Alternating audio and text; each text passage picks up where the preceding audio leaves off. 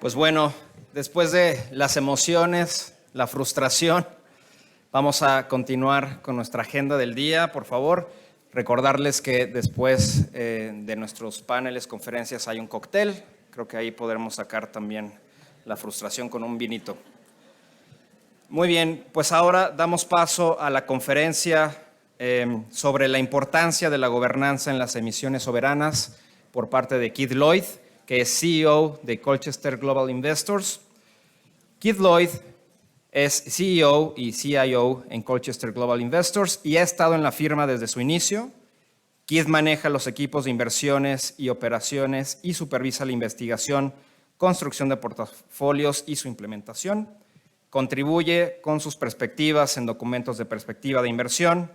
Empezó su carrera profesional en 1983 como economista macromonetario internacional y gerente de inversiones. Antes de estar en Colchester, estuvo 8 años en el Departamento de Desarrollo Internacional del Banco Mundial, dirigiendo dinero real global y apalancando como gestor líder de carteras de renta fija, estrategia senior de inversiones y comerciante propietario. Su experiencia laboral previa incluye 7 años en el Banco de Reservas de Nueva Zelanda como economista, en donde estuvo en el Comité de Formulación de Políticas. Ha dirigido varios papeles de tipo de cambio y tasas de interés, cuenta con certificaciones CFA y es licenciado en Economía de la Universidad Massey. Tiene maestría en Economía de la London School of Economics. Keith Lloyd, thank you for being here. The floor is yours.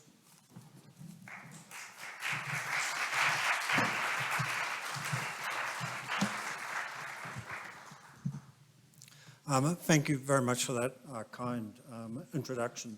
So my name's Keith Lloyd. I obviously don't need to sort of cover who I am. It's been kindly done. So I'm going to talk about governance and the role of governance in bond investing. And prior to doing that, though, I thought I'd give you a very brief summary of who we are, because many of you probably never heard of who Colchester is. Sorry, 1 second. Sorry about that. How's that? Hold on. Can you hear me at the back now? Is that clearer? Great. So as I was briefly saying, I'm quickly going to give you a brief summary of who Colchester is, because I'm sure many of you in this room and online have probably never heard of us. And then I was going to talk about governance and the key role that we feel that plays in investing, choosing countries in which to put money to work in. I was then briefly going to give you a quick summary of our outlook for the global inflation outlook, and then wrap up by sort of talking about how that actually ties into what the world looks like, with a few observations about Mexico. So as I indicated, governance, here you go. Here's all the regulatory stuff we have to give you. Right, so we at Colchester are a sovereign bond firm, so we don't buy corporate credit, we only purchase government bonds. And we view ourselves as a value investor in bond and currency space. Now, everyone calls themselves a value investor. Why wouldn't you? No one's going to buy poor value assets. But value to us quite simply means that if we consistently own bonds that offer higher potential real yields after we take off the rate of inflation, we feel that over time you're going to get paid for doing that. So that's what value investing in bond space means. As you can see here, we have to do an inflation forecast. We're then going to take that inflation forecast off what the nominal yield is to give us the anticipated real yield of being invested in any bond market. So think about it here in Mexico. What we are effectively doing is that we're doing an inflation forecast some 18 to 24 months forward, looking out typically where the market looks for the expected inflation here in Mexico. You can then think us walking across to the yield curve, taking the 10-year nominal yield, taking the inflation forecast off to come up with the expected real return of owning that bond for the next 24 months. We're then essentially going to rank them up on a global basis, from the lowest to the highest. But the critical thing here, and this is where governance, and for that matter, all the ESG factors have a key role to play, is that we feel that countries with stronger balance sheets, countries that have a better respect for the rule of law, for property rights, better educated, healthier workforces that are more productive, generally they generate better economic outcomes. And typically, better economic outcomes are linked to better financial market outcomes. So we're effectively saying if we can identify those countries and put a premium on top of that expected real return to reflect that strength, that's going to help us. The flip side being we want to penalize countries with weak factors or a weak balance sheet. So to make that real, let's just talk about that, say, in the sort of G10 or the G15 space. You can think about countries like Norway or Singapore that have some of the strongest balance sheets in the world. They have very strong governance, they have very strong ESG standards and highly educated workforces. We're going to give them a premium to reflect that. The contrast in that space, you can think of a country like Italy, where a large fiscal problem. They've got large government debt at around about 150% of GDP, which is the gross number. And there's obviously issues about the rule of law and people's willingness to pay tax. So we're going to penalize them. So we're going to take a discount off that anticipated real yield. And that's effectively what we are doing. We're effectively looking around the world. We look at some 85 countries globally, from your so-called DM or G7 markets through EM, such as Mexico or any one of these sort of investment grade or sub-investment grade local markets, all the way to frontier. Think about Kenya, places like that. But moving on, just very quickly, you may ask, well, does real yield investing work? Well, very briefly, I'm going to be very quick here. This is a very similar academic proof that we've all seen for a value investor in equity space, where we've seen if you buy low PE stocks and you roll it forward, you get a certain outcome from doing that. What this is simply the same proof, but in our global bond space in this instance. It's basically looking at all A- rated countries or higher since the start of the World Government Bond Index in 1985. And we're simply taking the one-year known forward inflation rate to come up with a one-year known real rate and then ranking them up, then building a simple portfolio of the top three, a third, a third, a third. Then we're going to rebalance that every single month, and what do you get from doing that? This is in hedge terms, taking the currency impact out. This is purely the bond side of things. Well, quite clearly, it's the blue line relative to the grey line. There's a raft of academic evidence which also backs that up.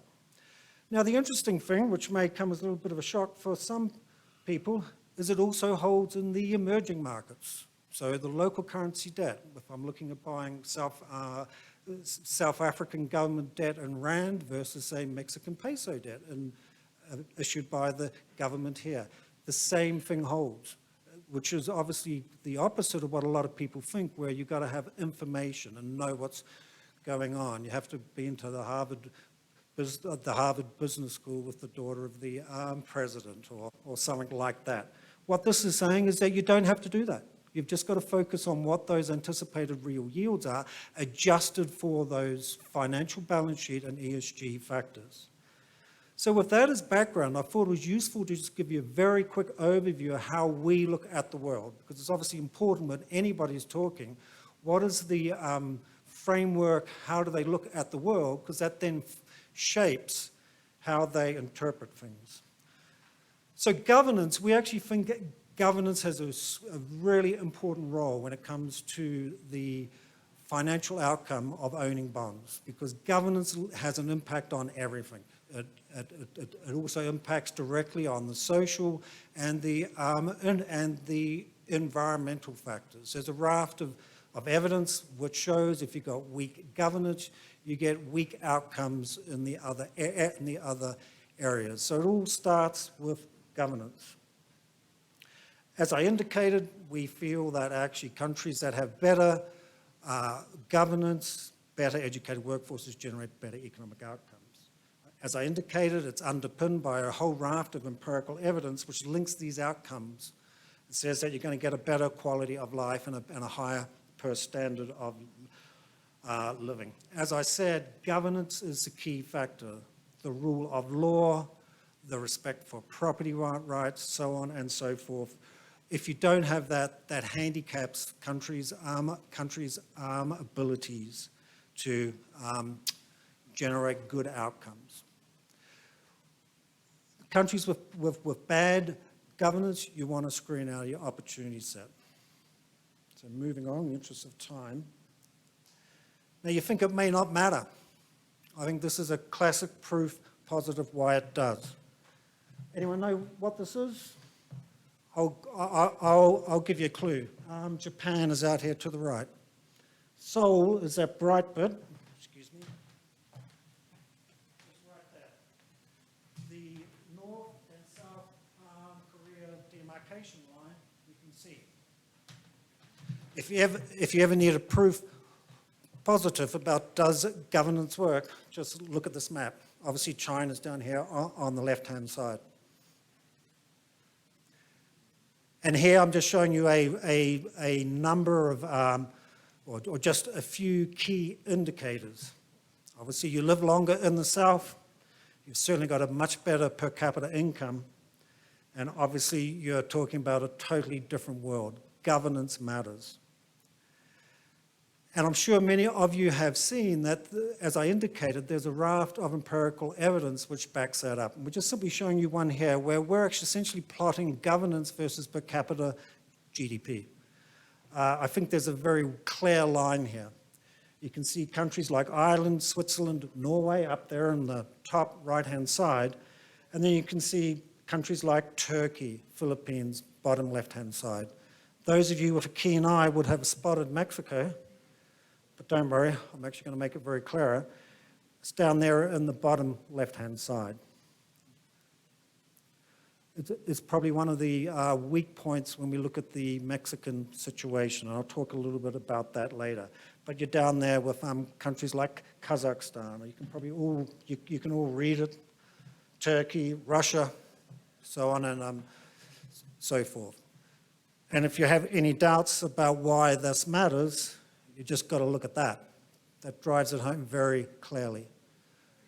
Countries with better governance generate better economic outcomes and better standards of living for their population. And if you doubt that, of course, what you got to do is you just got to go back and look at that. I think it really drives the point home. Nonetheless, just moving on, I thought you'd give just a little bit more color on what we at Colchester think are the important factors. We tend to focus on three. We look at the effectiveness of the government, we look at the rule of law, and we look at the broader economic backdrop. And we can break that down into these variables, which I'm going to talk to in a little bit more depth right now. As the first bullet point notes, we've found that a good way to quantify the government effectiveness is really a judgment on what is the quality of the government policy making. There's two critical elements there. One is the quality of the public services, and secondly, what is the quality of the civil service? Can they actually get things done? And critically, what is their independence?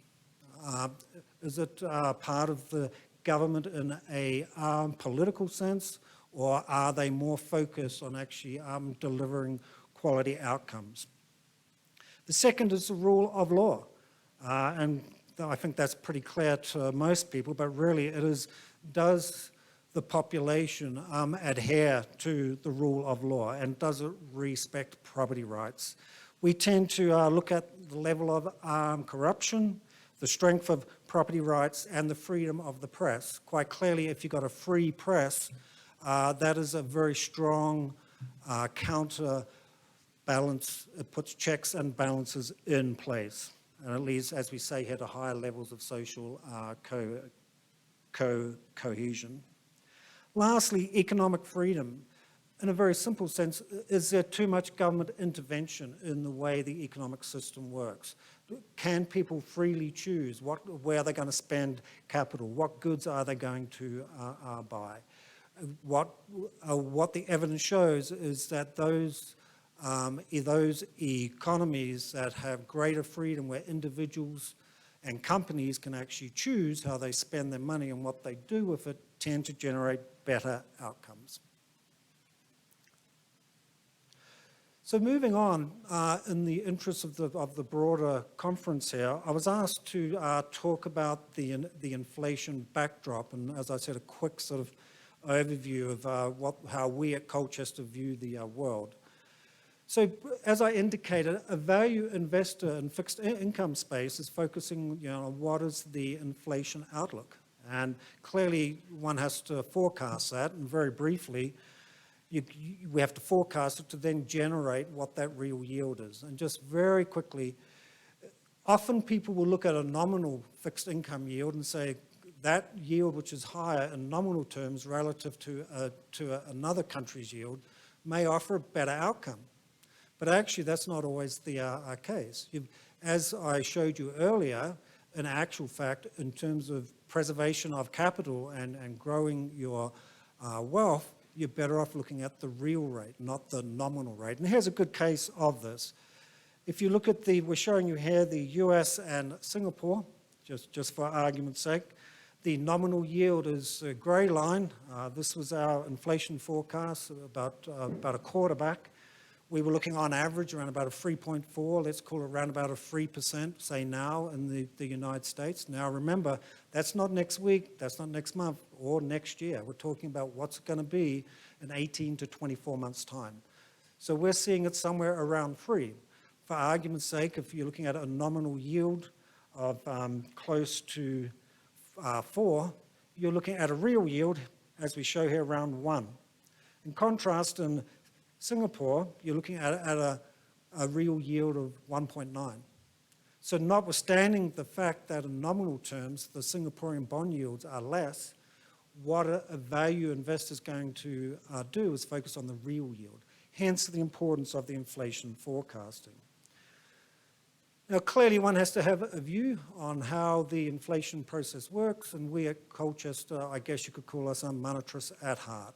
In very simple terms, we actually feel that if in the absence of leakages in the economic system or a debt deflation process, such as what we saw in the aftermath of the global financial crisis back in 07 through 09, in the absence of those factors, if you print too much money, you're going to generate inflation.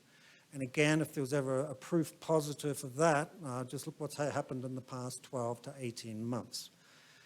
We tend to supplement that with changes in the nominal currency, changes in commodity prices, because they feed through into the domestic inflation rate, as well as an output gap term for each country. It's critical that you look at all countries on a global basis at the same time, so that you've got the same consistency in your information set. So we're then essentially going to come up with what our best inflation forecast is every quarter for each country. That then gives us that real yield.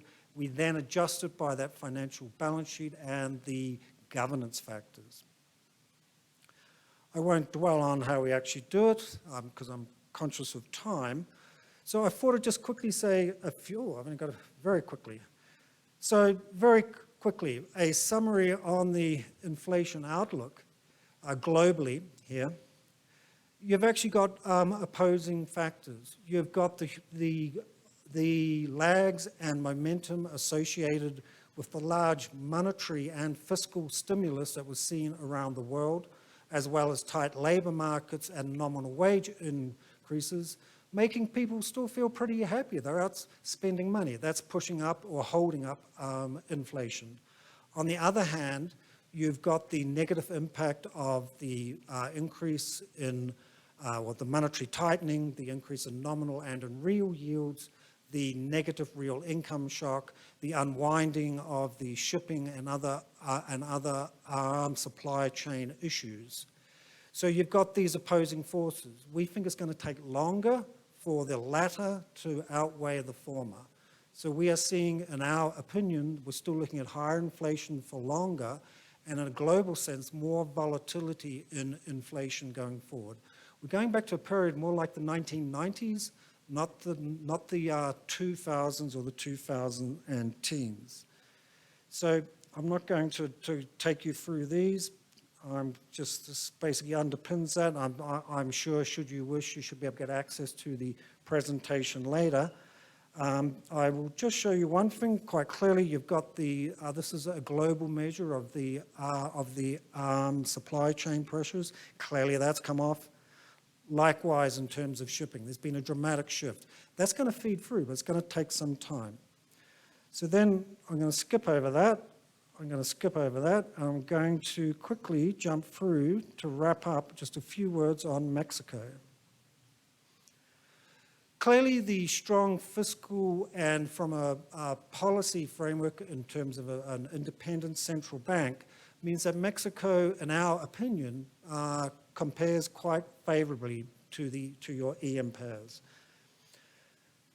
The fiscal prudence is a standout relative to particularly the rest of the Latin countries, but again, relative to the pairs. You're running a primary balance surplus, and you've got an independent central bank, which quite clearly hasn't been shy from raising rates to actually contain the inflationary shock which is coming through.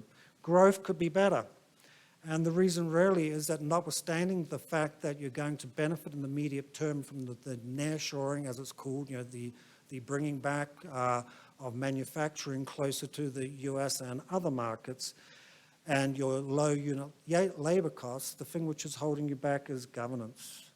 And I'll just quickly let you dwell on this. Quite clearly, relative to the pairs, not only here within the Latin continent, but also in an international sense, you can see that you are performing quite negatively. And I think there's a consensus globally that that's probably one of the core factors which is holding back or dampening the potential for growth here within Mexico.